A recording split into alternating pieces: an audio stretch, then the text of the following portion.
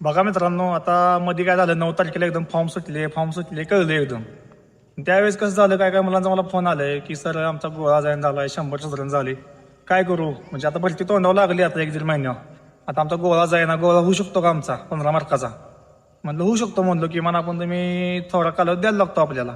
समजा आता ती निघाली फेक न्यूज, आपली फेक न्यूज निघाली. मग आता पुढची तारीख यासाठी आपला कालावधी भरपूर आहे, किमान 2-3 महिन्याचा कालावधी आपला वाटतं ग्राउंडला आहे. तर मग त्यात किमान एक 70-80-90 दिवसाचा कालावधी आपल्याला आहे ना. माझ्या त्यासाठी आपल्याला काय चुकतंय, जसं की आपल्याला फॉर्म आल्यावर कळलं की आपण हे केलं पाहिजे. मग अजून फॉर्म यायला वेळ आहे, आपल्याला एक कल्पना कळली आता काय करायचं आपल्याला. म्हणजे त्या तारखेसाठी आपण किती तयारी केली पाहिजे, म्हणजे आपला गोळा कमी जातोय, 100 कमी बसते का 1600 कमी बसते, कशी तयारी केली पाहिजे ते आपण जरा बघा. कुठे डाएट कमी पडतोय, काय कमी पडतंय, ह्याच्यावर आपण तुम्ही लक्ष द्या.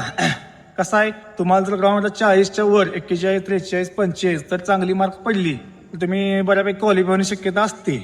मग त्यासाठी तुम्हाला काय गोळा आउट ऑफ 100, 10, 12, 15 काय असेल ती तयारी करावी लागते. त्याची तुम्ही तयारी करा चांगली. म्हणजे कसं होईल की तुम्ही एवढं भरपूर कष्ट केलेलं असते आणि जर तुम्ही ग्राउंडच क्वालिफाय नाही झाला तर तुम्हाला काय होतं, पेपर पण बघता येत नाही तुम्हाला. मग अशी चांगली मार्कची तयारी करा.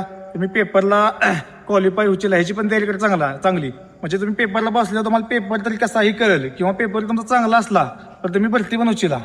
मग त्यासाठी काय काय लागतंय, याच्या तारखेसाठी भरतीच्या आपण ग्राउंड क्वालिफायसाठी काय काय लागतंय त्याची तुम्ही पुरेपूर चांगली तयारी करा. आणि काय काय पडतंय, कुठल्या सरांच्यावर कुठल्या कोचकडे जावं लागतंय 100साठी, गोळ्यासाठी, 16साठी, ह्याची तुम्ही जरा माहिती घ्या व्यवस्थित आणि तुम्ही पुढील तयारी चांगली करा.